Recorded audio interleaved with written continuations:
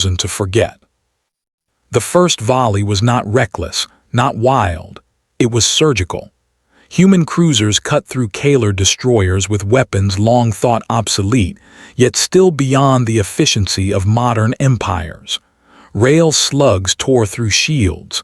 Pulse cannons lanced across the dark. Ships that had laughed at ruins became fireballs in the silence. The graveyard was not dead. It was an arsenal, a fleet in waiting. The storm they preserved. Word spread faster than light. The Kalar Union screamed warnings to the stars, but few believed them until they saw it themselves.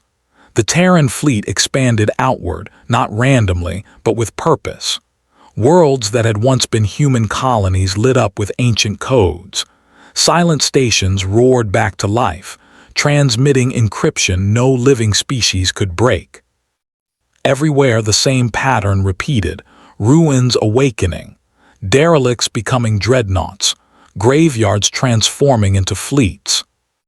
The aliens who tried to resist were broken. Their weapons, though newer by centuries, could not pierce the design philosophy of humanity. Durability, adaptability, ferocity. Terran ships fought like predators, never hesitating, never faltering, as if guided by memories of 1,000 wars. And worse, there were whispers. The humans were not entirely gone. Inside the cores of command ships, voices answered hails. Not artificial, not alien, human. Whether descendants hidden away, cryogenic sleepers, or uploaded minds, no one knew. But they spoke with calm, chilling certainty. The arsenal is awake. The storm is not finished. The terror in the stars. Empires reeled in panic. Entire fleets were scrambled to contain what they had once mocked. The Tane Confederacy sent 1,000 ships. They did not return. The Veil Compact tried diplomacy, but their envoys vanished into the Terran hangars, never heard from again. The Terran Armada did not conquer. It did not broadcast demands. It simply moved system by system, reactivating ancient strongholds and linking them together. Like a storm front building pressure, the fleet grew denser, larger, darker. Observers described it as watching the night itself take shape. Black holes blotting out stars, engines burning like suns, the silent roar of a civilization that had never truly died. Scholars began whispering old human phrases recovered from fragments of history, words like vengeance fleet, words like iron resurrection. Fear spread, not just of the ships, but of the question no one wanted to ask. If this was only one shipyard, one graveyard, how many more waited? Aftermath, the whispered dread. The galaxy changed overnight. Where once humanity had been dismissed, now it was a shadow that loomed over every council chamber. Armies trained with trembling hands, knowing they could never match the precision of the awakened fleet. Politicians debated alliances, but every voice was drowned out by the same fear. Humans don't bury their weapons, they plant them, they preserve them. What the galaxy had thought to be ruins were never ruins at all. They were seeds of war, carefully left in silence, waiting for the day they were needed. And as the Terran Armada spread across the stars, one truth settled like a weight upon every species. If these forgotten ships were only the beginning, then humanity was not extinct. Humanity was patient. And patience is the most terrifying weapon of all. The long silence. The galaxy had forgotten Earth. Among the archives of the elder species, humanity was nothing more than a cautionary note, a broken civilization buried beneath its own ambition. Their expansion into the stars had burned hot, fierce, and brief, like a wildfire consuming oxygen. For a few centuries, humans had been loud, founding colonies, sparking wars, pushing frontiers where others hesitated. And then silence. To the Zarathi historians, humanity was a closed chapter. Their databases described them as a primitive warrior species that rose too fast and crumbled under the weight of its own fury. The Karth Dominion mocked their memory, using the phrase "to burn like a Terran" as slang for short-lived arrogance. Even the pragmatic Olith Consortium, who once admired human adaptability, admitted the truth. There had been no verified Terran transmissions for over 500 years. The galaxy moved on. Borders shifted, empires rose and collapsed, treaties were signed and broken. Humanity's voice remained absent. Their homeworld was marked on maps as a dead system, a relic visited only by scavengers and smugglers hopping to strip mine the bones of a forgotten people. To most, Earth was nothing but ruins. Aye, whispers in the dark. It began at the edge of the Perseid expanse. A Vorthan survey flotilla passed near an abandoned Terran star station. At least, that was what their cartography charts claimed it to be. The structure floated in silent orbit, its hull scarred by meteor impacts, its plating dull with centuries of erosion. A skeleton of metal against the cold void. Yet their instruments twitched. At first, the crew assumed static. Ancient alloys sometimes reflected sensor pings oddly, and ghost readings were not uncommon in derelict zones.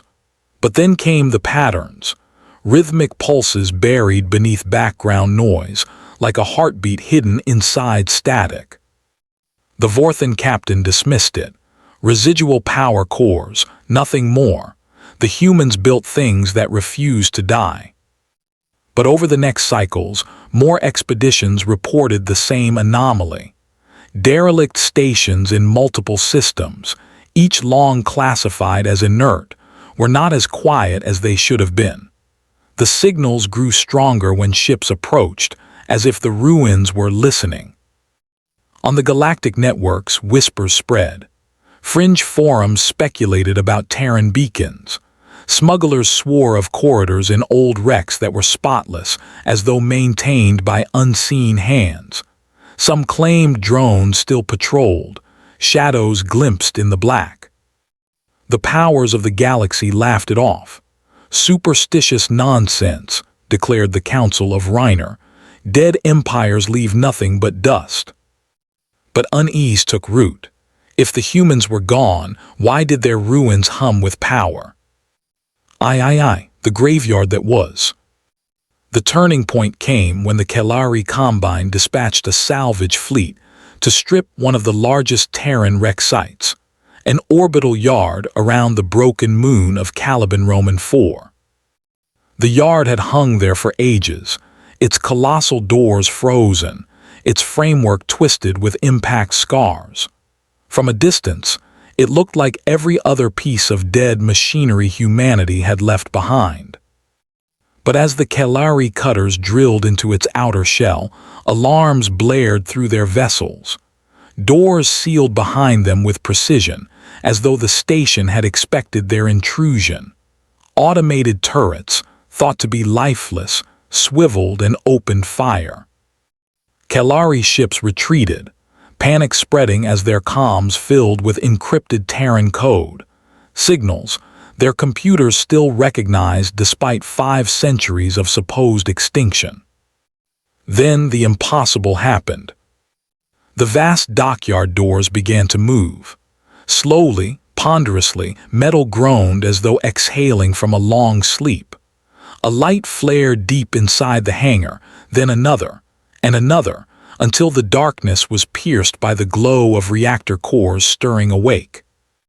One by one, shapes emerged, hulls scarred yet intact, armored titans of war.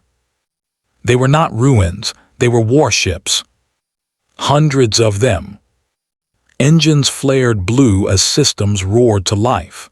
Identification codes flashed, ancient Terran fleet tags still valid in galactic registries. The graveyard was not dead. It was an armory, and it had just awakened.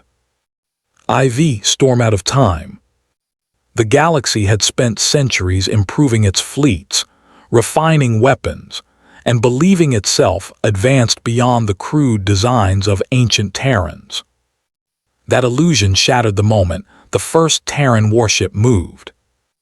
The Kelari observers watched in horror as formations emerged with flawless precision. Ships that had been dead for centuries slid into battle lines tighter and cleaner than any modern navy could achieve. Their hull plating shifted, rearranging into hardened configurations. Their guns, archaic in design yet terrifyingly oversized, charged with a low, seismic hum. The Kelari fleet attempted a probe strike, sending drones to test the ancient vessels. The response was immediate. A single Terran cruiser swiveled its batteries and fired. There was no fanfare, no warning, just light. Drones disintegrated, shredded by kinetic slugs that moved faster than sensors could track.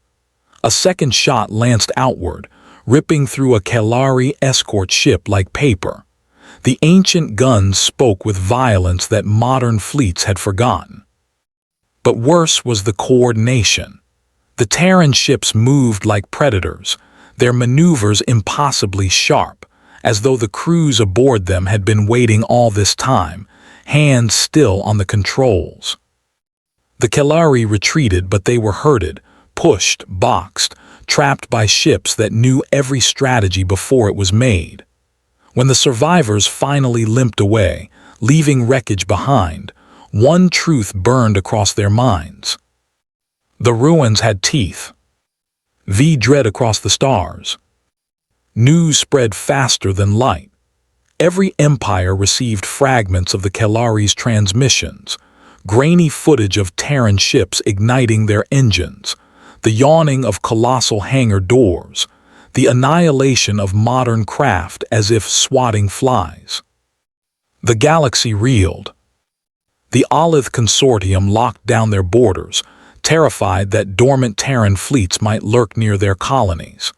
The Dominion began frantic weapons development, whispering that humanity had outbuilt time itself.